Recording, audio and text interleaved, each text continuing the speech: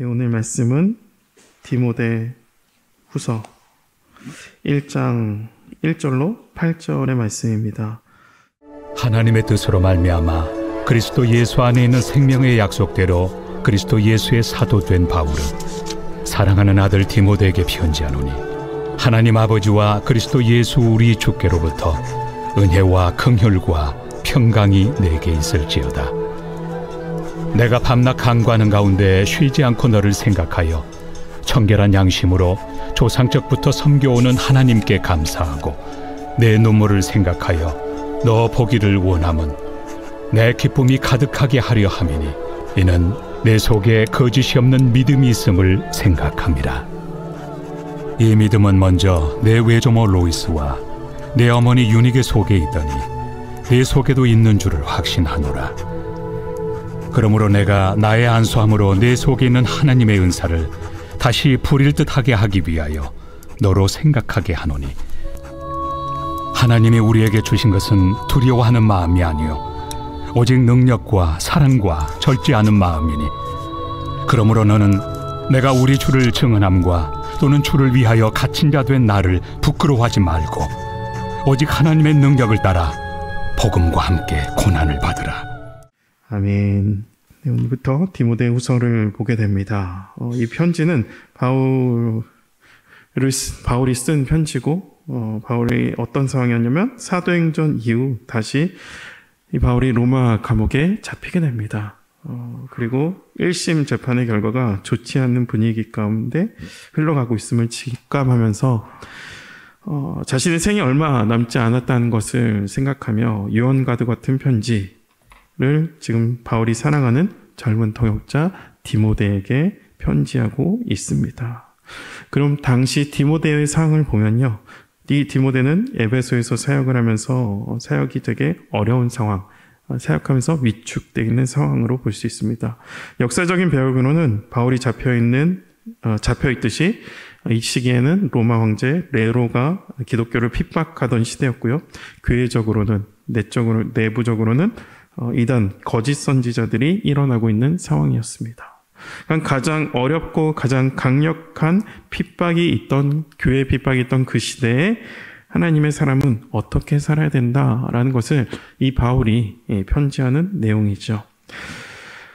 그래서 1절과 2절을 보면요, 하나님의 뜻으로 말미암아 그리스도 예수 안에 있는 생명의 약속대로 그리스도 예수의 사도된 바울은 사랑하는 아들 디모데에게 편지하노니 하나님 아버지와 그리스도 예수 우리 주께로부터 은혜와 긍휼과 평강이 내게 있을지어다. 바울은 자신을 소개하면서 지금 제가 경험하고 있는 내가 복음을 전하기 위하여 어떻게 살았고 지금 어떻게 감옥에 있는지 이런 식으로 바울을 소개하고 있지 않습니다. 자기 소개하는 게 하나님의 부르심을 받은 사도로 부름받았고 그리스도의 예수 생명으로 자신이 사도가 되었다라는 것을 말하고요. 그러므로 지금부터 이 편지는 그냥 바울이 복음을 전하며 감옥에 갇힌 한 사람으로서 편지하는 것이 아니라 하나님께서 그리스도께서 세우신 자가 하는 말이니 사랑하는 디모데야, 너는 이 말을 잘 들으라 라는 말로 시작하는 거죠. 그런 다음에 이 수신하는 디모데에 대한 표현들이 나오죠. 일단 디모데를 아들이라고 표현해요. 영적인 아들로 보고 있으며 사랑한다 라는 말이 계속 사용되고 있습니다. 이 디모데라 하는 이름의 뜻은요, 티모라는 것과 데우스라는 말이 합쳐진 이름이에요.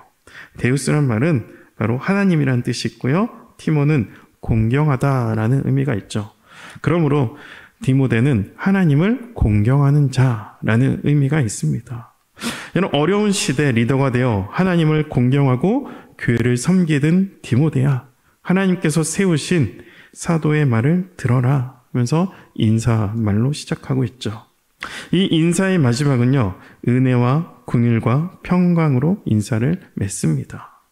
바울이 편지 곳곳에 등장하는 그 당시 일반적인 인사말이죠.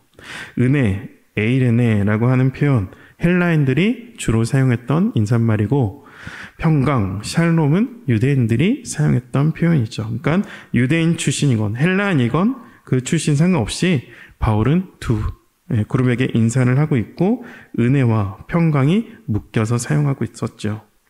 그런데 이 디모데후서에서 독특한 인사말이 바로 긍휼이 포함되어 있습니다. 긍휼은 바로 불쌍히 여겨 주시는 거죠. 이 시대가 너무 악한데 이 악한 상황 가운데서 힘쓰고 애쓰고 교회를 세워가는 디모데야, 우리 하나님께서 너를 불쌍히 여겨 주시기를, 이 어려운 시대에 성도가 되어 주님의 긍휼이, 주님의 그 불쌍히 여기심이 있길 바라는 마음으로 바울은 편지에 하고 있음을 볼 수 있습니다. 이 디모데를 향한 감사, 격려 이야기가 이제 3절부터 5절까지의 내용이죠. 내가 밤낮으로 간구하는 가운데 쉬지 않고 너를 생각하여 청결한 양심으로 조상적부터 섬겨오는 하나님께 감사하고 내 눈물을 생각하여 너 보기를 원함은 내 기쁨이 가득하게 하려 함이니 이는 내 속에 거짓이 없는 믿음이 있음을 생각함이라. 이 믿음은 먼저 내 외조모 로이스와 내 어머니 유니게 속에 있더니 내 속에도 있는 줄을 확신하노라. 아멘. 네, 기도할 때마다 감사가 터져나온 이유가 네가 청결한 양심으로 조상적부터 하나님을 바르게 섬기는 것에 대해서 감사한다, 바울은 이야기하고 있죠. 어려운 시대를 교회를 지키는 너를 생각하며 내 마음이 기쁨이 가득하다, 또 이런 말도 합니다. 더하여 너 속에 있는 거짓 없는 믿음 때문에 나는 기쁘고 외할머니부터 이어져 내려오는 믿음, 어머니 유니게로부터 오는 믿음이 여전히 너 안에도 이 믿음이 있음을, 그렇게 믿음으로 살아가기에 나는 너무 기쁘다. 그렇죠? 그러면서 나는 기도할 때마다 너로 인해서 감사하다, 이런 표현을 하고 있습니다. 이어서 보는 말씀은요, 8절까지의 말씀이죠. 그러므로 내가 나의 안수함으로 내 속에 있는 하나님의 은사를 다시 부릴 듯하게 하기 위하여 너로 생각하게 하노니 하나님이 우리에게 주신 것은 두려워하는 마음이 아니요 오직 능력과 사랑과 절제하는 마음이니 그러므로 너는 내가 우리 주를 증언한과 또는 주를 위하여 갇힌 자된 나를 부끄러워하지 말고 오직 하나님의 능력을 따라 복음과 함께 고난을 받으라 라고 이야기합니다. 너로 생각해야 한다 라면서 말하면서 네가 안수받을 적에 당신이 받은 은사, 하나님의 은사를 생각해야 되고 그 은사가 불일 듯하게 일어나기 위해서 나는 이 편지를 썼고 그 은사의 내용을 설명하면서 두려운 마음이 아니라 오직 능력과 사랑과 근신하는 마음이 주어진 은사이기 때문에 이 은사가 다시금 불일 듯하게 네 모습 가운데 일어나야 된다. 안수를 받았을 때 그때를 제발 기억하는 것, 그것이 편지의 목적으로 삼고 있죠. 또 하나는 우리 주를 증언함과 주를 위하여 갇힌 자된 나를 부끄러워하지 말고 오직 하나님의 능력을 따라 복음과 함께 고난을 받으라 라는 거예요. 사실 여러분 1장에서 8절이 중요한 구절입니다. 이 내용을 설명하는데 이 8절을 설명하려면 8절 이후의 구절들을 봐야 돼요. 그래서 이 부분에 대해서는 내일 목사님께 도움을 받으시면 좋을 것 같고 저는 그 이전의 내용들을 좀 준비를 했습니다. 디모데는 지금 상태가 굉장히 위축되어 있는 상태이죠. 영적인 침체에 빠져 있어요. 사역에 지쳐 있습니다.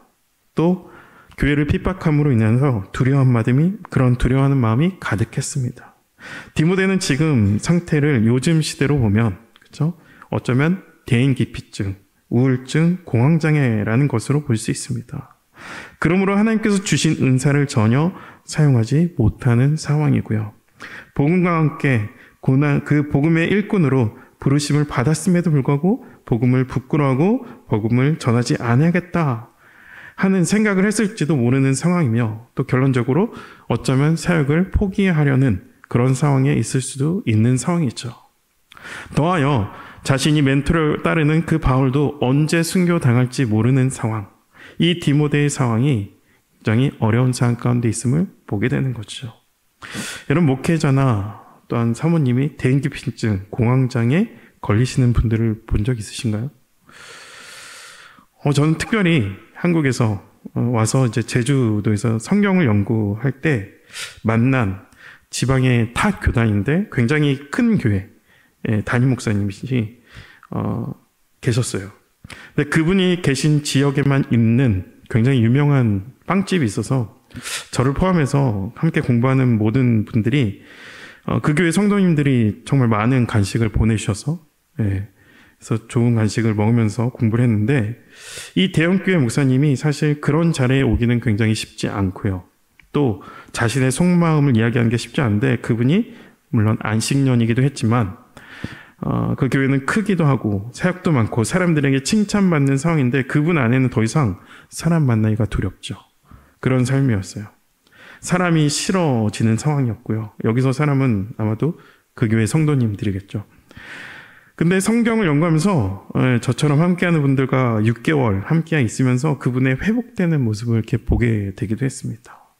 말씀 앞에서 회복되는 모습, 또 함께 목회자들과 함께하면서 함께 회복되는 모습. 그래서 지금도 굉장히 잘 이렇게 은퇴를 앞두고 계신 것 같은데 사역을 잘 하고 계신 것처럼 소식이 들려오시더라고요. 또 지금쯤 우리에 해당되는 거죠. 우리가 봉사하는 분들 점검하는 시즌이 되기도 하죠. 특히 드러나는 자리에 섬기는 분들, 또 저는 아무래도 교육부서니까는 교사하시는 분들이 내적 갈등이 일어나는 시기죠. 내가 하는 게 옳은가? 내가 하고 있는 게 정말 적절한가?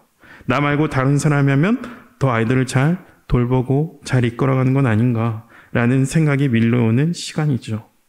교회에 오래 있으신 분들은 내가 너무 오래 했다. 젊은 누군가 이 자리를 좀 내어줘야 되는 건 아닌가. 그럼에도 불구하고 청년들에게 물려주려고 하면 청년들의 생각은요. 안 해봐서 못하겠다. 그렇죠? 그러니까 늘 어느 교회나 이때가 되면 오래 해서 못하겠다. 안 해봐서 못하겠다. 이 싸움이에요. 그래서 갈등이 일어나는 시기예요. 이 디모데가 느끼는 감정만큼 못하지만 이런 부분들을 생각하게 되더라고요. 디모데의 상태를 근데 정확히 알고 있던 이 바울은요. 그 상황 가운데 일어나게 만들려고 편지를 썼습니다. 네가 안수받을 때를 기억해라 이야기하는 거죠. 여러분 목사에게 어떤 날일까? 그러니까 목사 안수받은 날이더라고요. 저는 특별히 코로나 때 목사 안수를 받았습니다. 태어나서 처음으로 목사라고 하는 이름으로 불려지게 되는 그날이었죠. 바로 디모데에게도 그런 날이 있었다는 거죠. 우리 역시 그런 날이 있죠. 하나님과 인격적인 만남이 있던 날, 그런 일이나 또 하나님 사역의 어떤 교회 사역에 인해서 열매를 본 날, 교사로 섬긴다면 신앙으로 성장하는 자신이 가르쳤던 아이들이 성장하는 모습을 볼 때 내가 가르치고 섬기는 대상, 그 대상이 성숙해지고 변화되는 모습을 볼 때 감사와 또 은혜를 경험하게 됩니다. 그때를 생각하며 다시 복음 앞에 나오라는 겁니다. 더하여 너에게 주어진 이 복음이 이 놀라운 것, 이걸 아무리 복음 전하기 어려운 상황이라 할지라도 전해야 한다 말하고 있었죠. 지금 바울은 그래도 네가 목회자인데 네가 포기하면 어떡해? 안 돼. 제발 사정하지 않고 당당하게 권면을 하죠. 사랑하는 디모데야, 너는 기억해야 한다.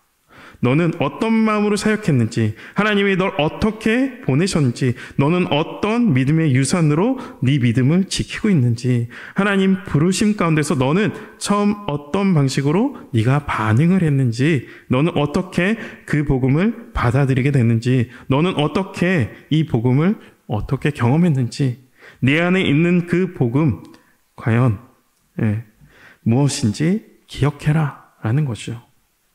여러분 제가 예레미야 예가 때도 말씀드렸듯이 영적으로 여러분 흔들릴 때 하나님께서 그동안 나에게 베풀어 주셨던 은혜를 우리는 마땅히 기억해야 되는 거죠.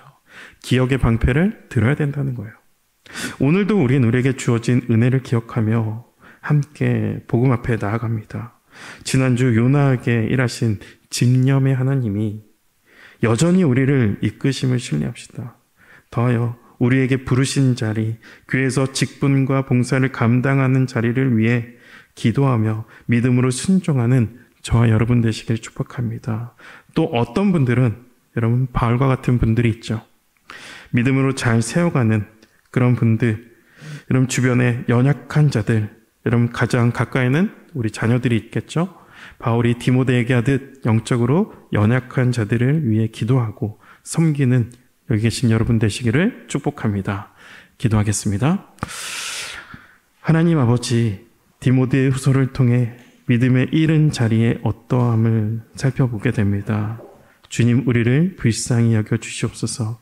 우리의 연약한 지점에서 우리의 감정과 또 현실에 장애물을 의지 않게 하시고, 하나님 아닌 다른 피난처를 찾아 숨는 것이 아니라 우리에게 주셨던 은혜를 기억하고 하나님의 말씀을 기억함으로, 하나님의 약속을 기억함으로 우리가 하나님의 약속과 하나님의 능력을 의지할 수 있게 하여 주시옵소서. 때로는 무너져 내린 우리의 믿음의 자리에 우리를 중보하고 다시 이끌어 손 내밀어 우리를 세워 일으켜 주시는 그리스도의 권능과 신실하심을 믿고 그 하나님 나라를 향하여 다시 한 걸음 결단하며 나갈 수 있는 기회로 세워 주시옵소서.